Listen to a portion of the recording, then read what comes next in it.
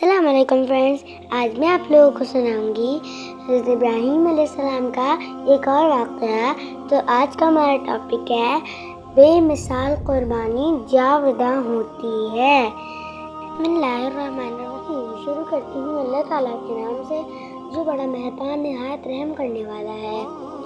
اللہ تبارک و تعالیٰ کے حکم پر حضرت ابراہیم علیہ السلام اپنے فرزند بلند اقبال و ذیشان کو اس مقام پر لے گئے جہاں آپ علیہ السلام کو اپنے فرزند کی یہ بے مثال قربانی اپنے رب کے حضور پیش کرنا تھی، اور یہ قربانی جاوداں ہو جانے والی تھی۔ یوں ہی حضرت ابراہیم علیہ السلام نے اپنے ذیشان فرزند کو منہ کے بل لٹا کر چھری چلائی کہ بیٹے کا چہرہ دیکھ کر شفقت پدری غالب نہ آ جائے اور وہ اس حکم الہی کی تعمیل نہ کر پائیں کہ ایک آواز آئی، بس ابراہیم علیہ السلام تم اس امتحان میں پورے اترے ہو، ہم اس کا بہترین صلہ عطا فرماتے ہیں۔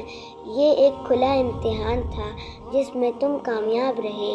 بلا شبہ یہ پوری کائنات میں عظیم ترین امتحان تھا جو پیغمبروں علیہ السلام کے باپ علیہ السلام سے لیا گیا۔ ایسے کسی دوسرے امتحان کی مثال پوری تاریخ عالم میں نہیں ملتی کہ ایک ضعیف پیغمبر علیہ السلام کو اس کے فرزند کی قربانی کا حکم دیا جائے۔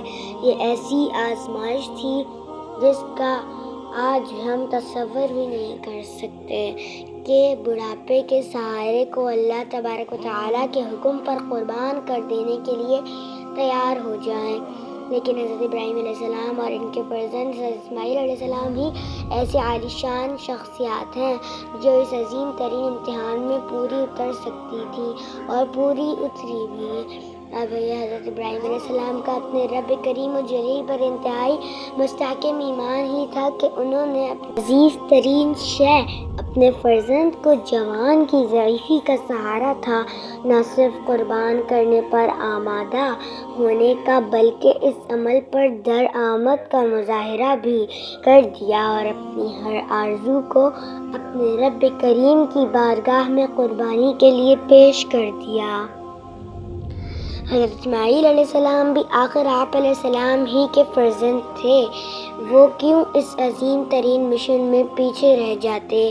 دونوں باپ بیٹے کے اس عظیم قربانی کو اللہ تبارک و تعالیٰ نے اس حد تک پسند فرمایا کہ نہ صرف اس کو ان دونوں عظیم پیغمبروں علیہ السلام کی سنت قرار دے کر قیامت تک کے لیے دنیا بھر کے اہل ایمان کو اسی سنت کی پیروی کا حکم صادر فرما دیا، بلکہ حضرت ابراہیم علیہ السلام کو پیغمبروں علیہ السلام کے ایک پورے مبارک منور سلسلے کے جد امجد بھی بنا دیا، جس کا اختتام حضرت محمد صلی اللہ علیہ وسلم کی ختم نبوت پر ہوا۔ حضرت اسماعیل علیہ السلام کی جگہ اللہ تبارک و تعالیٰ نے ایک مینڈھا نازل فرمایا۔ اس کے بعد سے دنیا بھر کے مسلمانوں کے لیے 10 ذی الحجہ کی تاریخ ایام حج میں قربانی کی تاریخ بن گئی، اور دنیا بھر میں یہ دن یوم نحر، یوم قربانی، عید الاضحیٰ کے ناموں سے اس عظیم ترین قربانی کی یاد تازہ کرنے اور سنت ابراہیم علیہ السلام کی پیروی کے لیے منایا جاتا ہے۔ سو فرینڈز، کیسی لگی آپ کو میری آج کی ویڈیو؟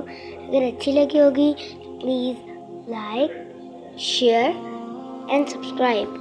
ملتی ہوں آپ لوگوں کو نیکسٹ ویڈیو میں، تب تک کے لیے اللہ حافظ۔